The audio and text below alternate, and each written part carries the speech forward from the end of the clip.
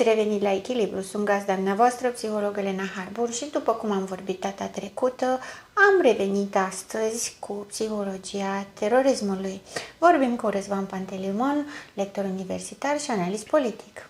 Bine, Răzvan! Bună, mulțumesc din nou pentru invitație. Într-adevăr, am lăsat foarte multe teme deschise și cred că e o temă importantă aceasta cu terorismul, mai ales că vedem ce se întâmplă în lume în ultima perioadă și amenințările, nu doar în zonele clasice de conflict, ci inclusiv acasă, la noi în Europa vorbesc.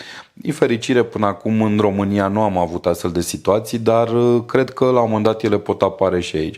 Și cred că este important și se leagă și de ceea ce vorbeam data trecută cu modelele acestea psihopate sau psihopatia ca un model de dezvoltare pentru o serie de grupuri, pentru că în formele extreme, violența despre care discutam și acea agresivitate ajunge inclusiv să dea chestiunile acestea legate de terorism și de tot ceea ce am văzut și până la urmă vedem de ceva timp în lume.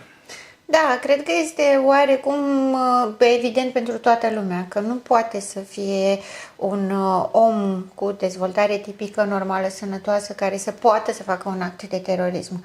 Este mai mult decât evident că toată setarea mentală, toată direcția pe care o are ca scop, ca obiective pe care și le propun în viață, au o altă direcție și în mod special a face rău celorlalți, a face rău societății. Ne putem duce acolo mult pe o sociopatie în care simte nevoia să se răzbune pe societate, să facă acte de...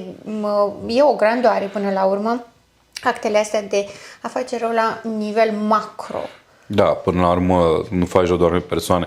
Într-adevăr, multe din ce spuneai sunt caracteristicile clasice ale unui psihopat, dar și a sociopatului, pentru că aici vedem în primul lipsa de empatie. În momentul în care provoci un act terorist, care duce la victime, la răniți, la distrugeri, este clar că nu-ți pasă de ceilalți, nu-ți pasă de viața celorlalți, dar de multe ori aici se întâmplă, nu-ți pasă inclusiv de viața proprie, pentru că sunt mulți atentatori sinucigași, care practic nu au nu știu dacă respect neapărat sau nu au nicio încredere pentru viață, pentru ideea de existență, inclusiv ajung la autodistrugere din această dorință de a face rău. Este mai presus dorința de a face rău decât propria conservare, da, ideea de conservare, exact. Da. De asemenea, în astfel de situații, în multe cazuri avem ceea ce spuneai legat de căutarea asta unei răzbunări, pentru că multe din narațiunile astea teroriste se construiesc plecând de la tot felul de discuții, de la oprimarea anumitor categorii, de la, nu știu, atacuri asupra unor persoane apropiate sau unor persoane aparținând aceleași religii, naționalități, etc., etc. Și atunci se construiesc astfel de povești.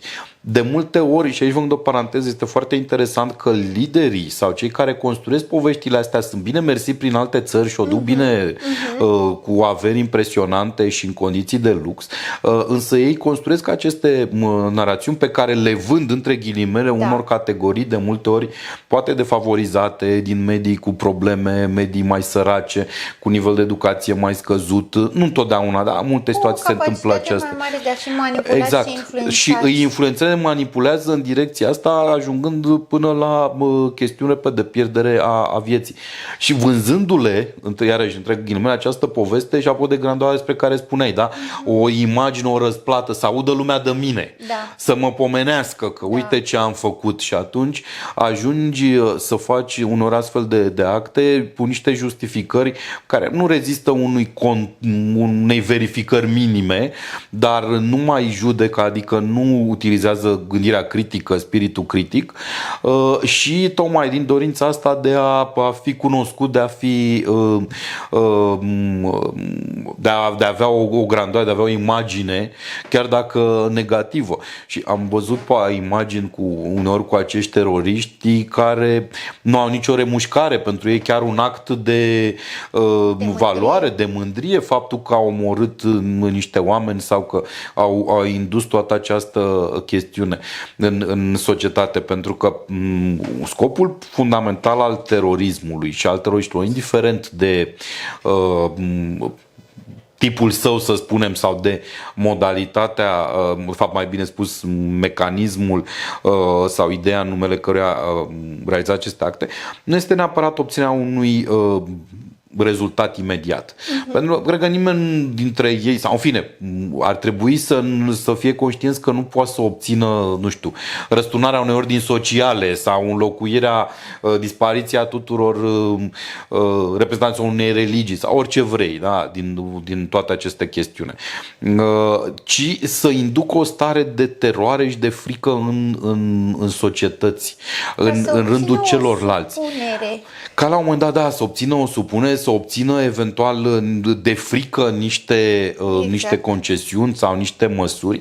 Și aici este marea problemă. Bun, dincolo de faptul că sunt victime și poate să fie de la o victimă până la sute de victime, am văzut, au fost atentate teroriste cu foarte multe victime. Deci, dincolo de aceste victime care sunt, adică nimeni nu neagă, cred că mai grav este faptul că acea frică pe care o dezvoltă în societate și consecințele acestea, faptul că și cei din jurul, oameni normali, între ghilimele, încep să se schimbe, încep să schimbe atitudinile, devin mai suspicioși, nu știu, nu mai călătoresc foarte mult, nu se mai duc în zone aglomerate, sunt tot felul de astfel de situații. Exact. Poate mai irascibil. Exact. Și atunci din această inhibare, din această retragere, într-un fel, pot să apară frustrări, pot să apară pe urmă tot felul de refulări și atunci ajungi la probleme la nivelul societății produse tocmai de niște acte din astea, că asta vor să inducă teroarea, că de fapt aici vorbim. Ideea de frică, de teroare. Și induc că doar așa se poate face ceva. Exact. Numai cu pumnul putem să rezolvăm. Cu frica, cu forța, violența, exact. Cu violența, cu distrugerea, cu uciderea. Și că soluția unor probleme, că sunt ideologice, că sunt religioase, că se găsește doar în această violență. Adică dispare, vorbeam și data trecută de acel individualism și de faptul că începe să dispară capacitatea noastră de a comunica. Asta iarăși este foarte paradoxal, că teoretic acum colaborăm și comunicăm foarte bine. Avem toate tehnologiile care ne ajută să comunicăm, dar de fapt lucrul este exact invers. Și atunci dispare ideea asta de colaborare, de comunicare, de lucru împreună, de a fi împreună, de a forma un grup, o societate până la urmă, da? De a forma umanitatea, de a împărtăși exact niște valori. Și atunci dispar toate lucrurile astea, se induce o stare din asta de teamă, o stare în care nu mai poți să colaborezi, nici nu mai putem să negociem, să discutăm. Eu sunt mai tare sau tu ești mai tare, care e mai tare, care dă mai tare cu pumnul sau are bomba mai mare și omoară mai mulți oameni. Aici cred că este iarăși un între pericole terorismului, că creează în rândul celorlalți această impresie, exact cum spuneai, că doar prin forță poți să schimbi lucrurile. Și atunci, în loc să încerci să discuți, să negociezi, să vorbești, să ajungi la un numitor comun, pentru că până la urmă asta ar trebui să facem ca ființe umane. Sigur. Să colaborăm pentru bunăstarea comună. Exact. Da? În teoria jocului, de jocurile de sumă pozitivă. Hai să colaborăm, să câștigăm cu toții, și eu, și tu, și toți ceilalți. Nu. Modelul probabil terorismului nu se poate decât omorându-l pe celălalt. Deci, ca eu să devin... E un fel de primitivism. Oarecum, da, este un primitivism, dar e un sistem... Că acum e mult mai răutăcios. Înainte era un primitivism pentru supraviețuire. Da, bun, atunci poate avea o justificare. Dar are o bază comună în sensul în care, să zicem că natura umană nu s-a schimbat foarte mult. Încercăm să facem o evoluție a societății și să implementăm valorile astea de care spuneai, să comunicăm, să ajungem la un punct comun, care sunt sănătoase și sunt singurele care susțin supraviețuirea. Pe de altă parte, natura aia de atunci, în care nu știam prea mult, acum se transformă în terorism intenționat. Exact. Da, depinde de cum gândim, dacă ființa umană e rea prin excelență sau bună prin excelență. Din păcate se demonstrează că ființa umană e cam rea în esența sa, rea în sensul de egoistă și își dorește dominare, într-un fel de exact să fie deasupra. De-aia și psihopatia despre care vorbeam e prezentă și este promovată. Și atunci în formele sale extreme apare chestia asta. Deci eu nu pot să domin, nu pot să supraviețuiesc supraviețuiesc decât omorându-l pe celălalt. Exact, pentru că eu am spus sociopat pentru că are a face cu societatea, dar structura de fond este psihopatia, pentru că doar psihopatia este cea care alienează și rupe legătura dintre individ și ceilalți indivizi și creează exact ce spuneai mai devreme. Nu ne interesează, ba dimpotrivă vrem să le facem rău și cu cât mai mulți care suferă, cu atât mai bine. Cu atât mai bine și dispar mai mulți, adică bun, poți să înțelegi într-o situație, îmi spuneai tu, poate într-o perioadă primitivă în care, nu știu, aveai o luptă pentru resurse, erau niște resurse limitate și acolo se punea pe supraviețuirii, adică ori mănânc eu, ori mănânci tu, nu puteam să mâncăm amândoi. Da. Ori murim amândoi, ori moare unul. Da. Și atunci înțelegeam într-un fel lucrul ăsta, dar în momentul actual lucrurile nu mai au această logică, exact. ci pur și simplu vrei să scapi de celălalt doar pentru că este diferit. Da. Noi, și aici cred că este o problemă, în actualitate este o problemă a societății europene, occidentale în general. Plecăm de la premiza că toți împărtășesc aceleași valori.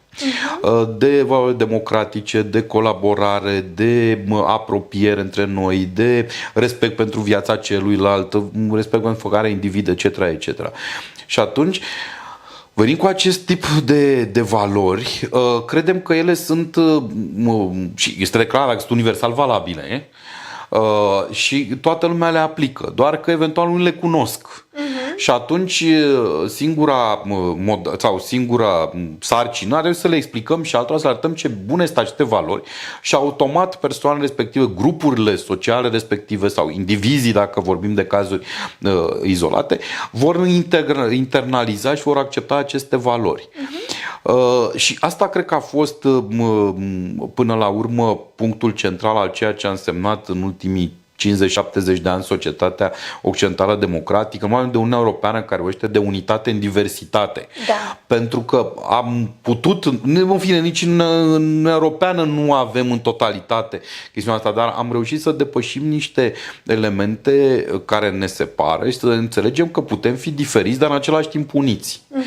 Iar în momentul în care te ciocnești de alte modele culturale, care nu neapărat sunt mai rele sau sunt mai proaste, sunt altceva. Aici este ceea ce noi nu înțelegem. Da. Sunt diferite. Când tu vei spune, bun, modelul tău este diferit, în care nu există diversitate sau diferență. Ori noi vorbim aici de lumea occidentală în general, deci vorbim de lumea democratică, gândim în termeni de și. Deci există și. Pe când în alte culturi și în alte civilizații, problema spune în termen de ori. Da. Și atunci, într-un astfel de context, suntem foarte vulnerabili în fața acestui tip de culturi și a terorismului până la urmă. Da, pentru că ceea ce spune terorismul este nu numai că nu accept ca voi să fiți diferiți, spune eu sunt împotrivă. Eu trebuie să impun, să domin, să fie ca mine, punctul meu de vedere este singurul valabil, numai ca mine trebuie să fie și voi trebuie să muriți. Așa cum și eu mă sacrific pentru asta, da? Pentru că ei impun cumva această unitate, ei o văd ca toată lumea să fie la fel. Asta nu justifică, bineînțeles, toate crimele și toată direcția către a face rău, doar că este o zonă extremă, profundă, care nu are cum să se adapteze până la urmă. Da, pentru că orice, și vorbim și de regimuri totalitare, și toate, pentru că aici vorbim de terorism, la urmă vorbim și de ideologic și religios, și toate aceste forme consideră că ele sunt deținătorii singurului adevăr. Exact. Și atunci orice variantă diferită, și asta am văzut-o și în nazism și în comunism, orice altă ideologie diferită nu trebuie să existe. Este singurul adevăr. De multe ori terorismul, totalitarismul sau teroriștii sunt asimilați inclusiv cu modele religioase, unele dintre ele la fel care sunt excludente, și singura religie adevărată este asta. Da. Toți ceilalți sunt păgâni și ori scăpăm de ei și trebuie să-i omorâm, ori reușim să-i convertim. Și asta au făcut-o și creștinismul, și islamismul, și ortodoxia, și catolicismul, și multe alte forme din astea religioase.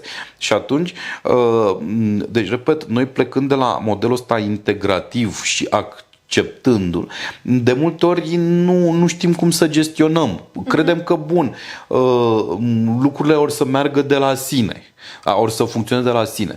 În momentul când ai grupuri, persoane individuale, dar în multe situații ai grupuri de zona societală, când ai grupuri cu o viziune total diferită, tu te aștepți să spui, bun, eu te accept pe tine diferit, îți fac niște concesiuni.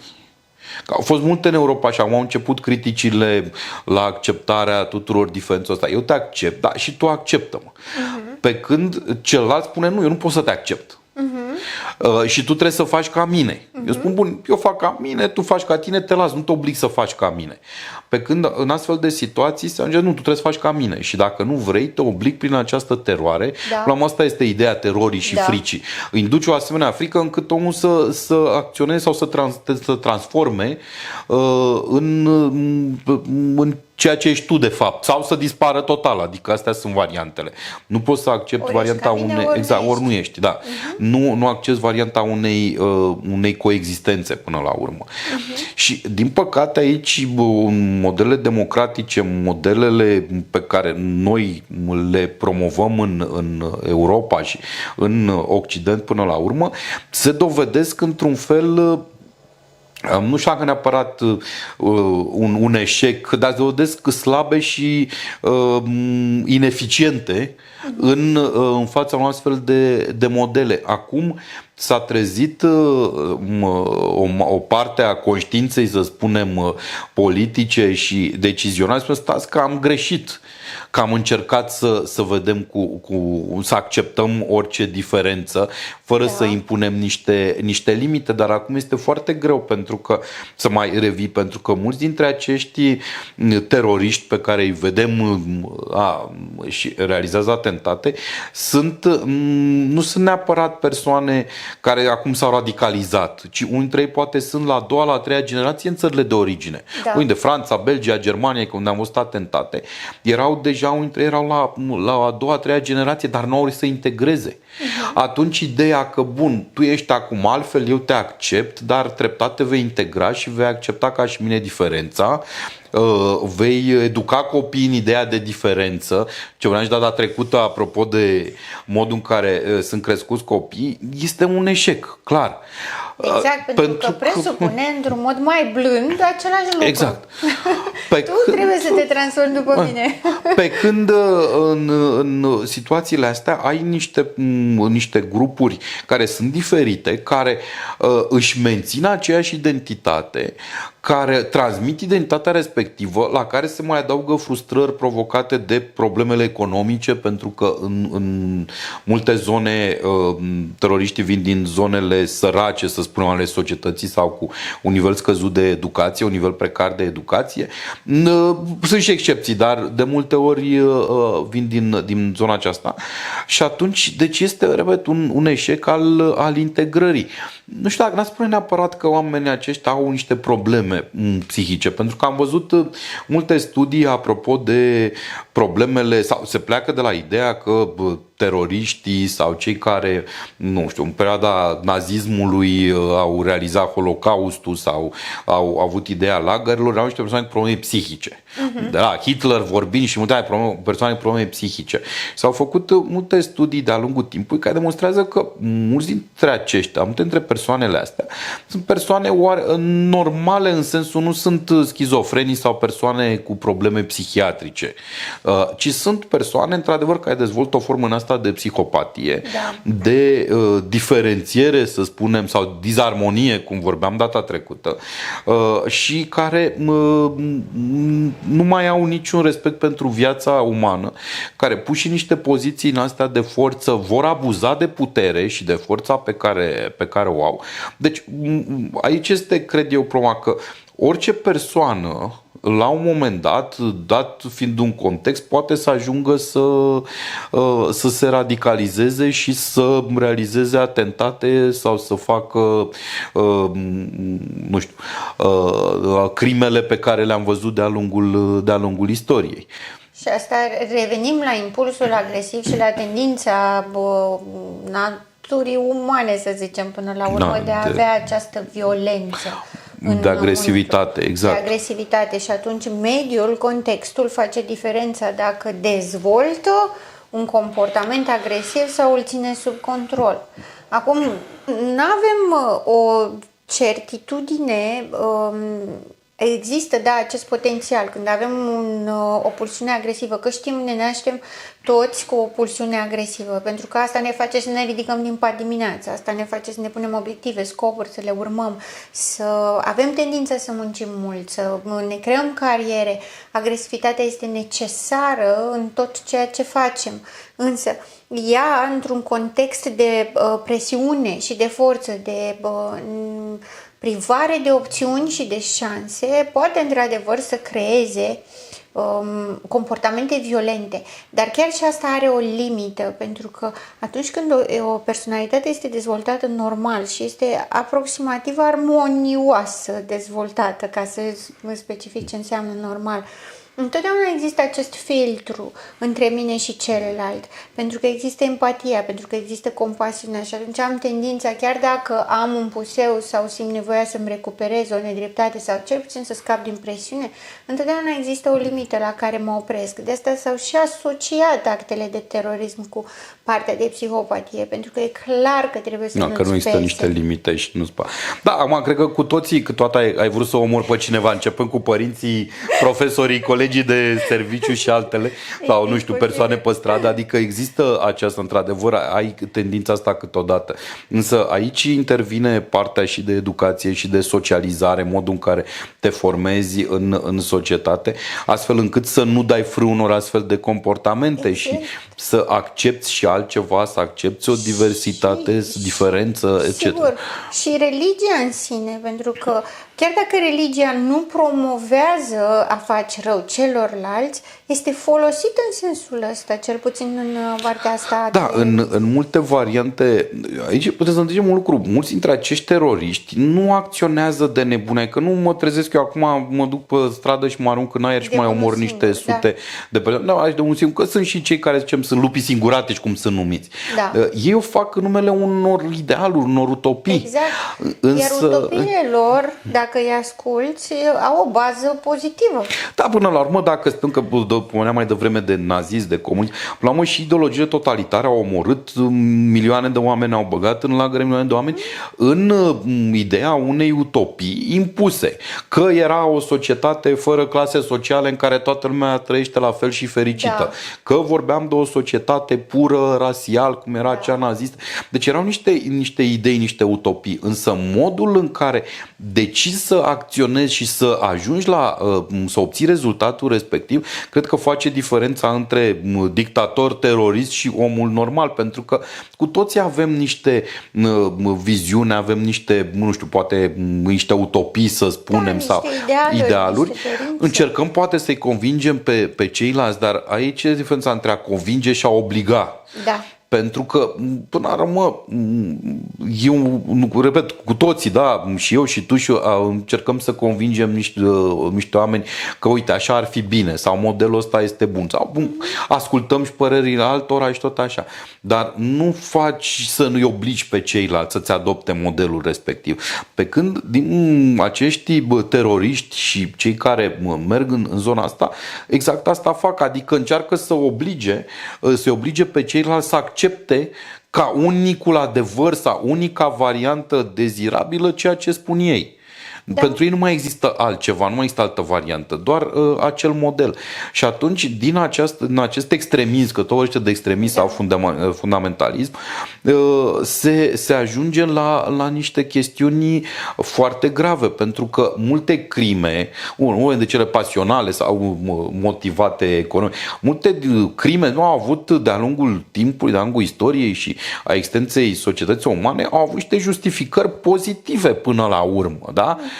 Sau încercau să urmeze un model pozitiv și corect. Însă ele tot crime rămân. Da. Adică, până la urmă, în momentul în care tu iei viața cuiva sau rănești pe cineva foarte grav ca să-i faci bine, îi faci bine cu forța, într-un fel. Adică deja nu mai este bine, din punctul meu de vedere, lucrul respectiv.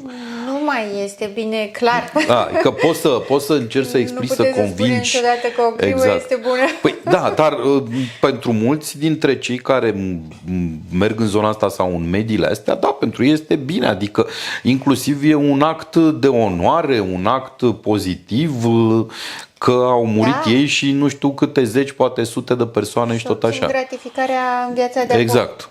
Da, păi tocmai asta este și diferența, pentru că avem ideologia pozitivă, avem comportamentul negativ.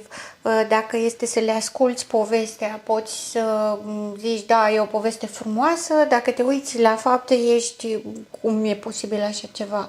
Ce fel de om poate să fie? Ce poate să trăiască în el sau în acei oameni? Pentru că și grupurile organizate funcționează după niște mecanisme, ajung să își împărtășească ideile și să creadă, să aibă credințele și să stimuleze unii altora această parte de agresivitate și de negativitate cu o fantezie frumoasă, că până la urmă utopia pe care o au ei este doar o fantezie, nu s-ar putea obține idealul ăla în niciun fel de condiții reale. Și atunci tocmai de asta s-a pus problema de psihopatie, sociopatie, nu numai din lipsa de respect față de oameni, ci și din ruptura asta dintre ideologie și comportamentul real. Pentru că comportamentul real este din cele mai grave posibile. Da. Știi ce este ce mi se mai mie la fel este foarte grav? Faptul că mulți, mai ales din zona tinerilor, și am văzut acești, inclusiv în cazul terorismului, mulți sunt foarte ușor de atras și foarte ușor de manipulat până la urmă, tocmai pentru astfel de idei, să le spunem, și astfel de elemente utopice, în numele cărora justifică orice.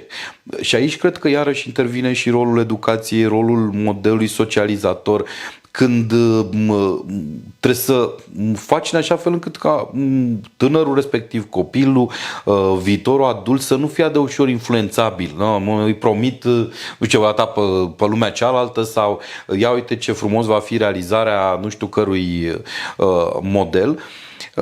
Și pentru asta să facă orice, adică să fie în stare de orice, de la de lipsă de empatie, să omoare, să distrugă. Deci cred că și aici este o mare problemă chestiunea aceasta a tinerilor și a modului în care ei sunt atât de ușor de manipulat, inclusiv acum cu rețelele, pentru că știm că foarte ușor apare partea asta de radicalizare prin rețele. Deci e o temă extrem de importantă, cred, iarăși putem face un podcast exact pe tema asta, apropo de modul în care tinerii se lasă atât de ușor influențați și de ce s-a ajuns la această chestiune a influențabilității și manipulabilității lor, să spunem, atât de ușoară. Da, este foarte adevărat că dacă am avea principii și valori sănătoase, echilibrate, care să fie și promovate, dar și susținute și concordante cu legile și cu tot ce înseamnă viața uzuală, nu s-ar mai întâmpla... Și bine internalizate, da, până la urmă de fiecare, da. Da, internalizate în mod obligatoriu ca să poată să și funcționeze și să și dureze, cu siguranță că n-ar mai fi atât de ușor de manipulat, pentru că practic orice manipulare speculează o vulnerabilitate, speculează ceva ce mi-aș dori, dar nu pot avea și atunci generează partea asta de nevoie de a face mai mult, să-i spunem, nevoie de a lua în mâinile mele ce nu se întâmplă de către ceilalți. Iar aici este mai mult decât a accepta că sunt oameni diferiți sau au viziuni diferite, ci este și partea asta de propria coerență în acțiune și propriul aport pe care îl aduc în societate. Îmi aparține societatea, eu aparțin societății și cum facem să ajungem la un rezultat bun. Sunt multe de discutat, timpul din păcate e redus. Da, din păcate ni s-a terminat timpul, dar vom continua cu o altă ocazie. Îți mulțumesc, Răzvan. Cerem. Și vă mulțumesc și dumneavoastră că ați fost astăzi alături de noi și poate am mai lămurit câteva dintre problemele societății la momentul actual și de ce nu și pe viitor. Vă mulțumesc și până data viitoare rămâneți în echilibru.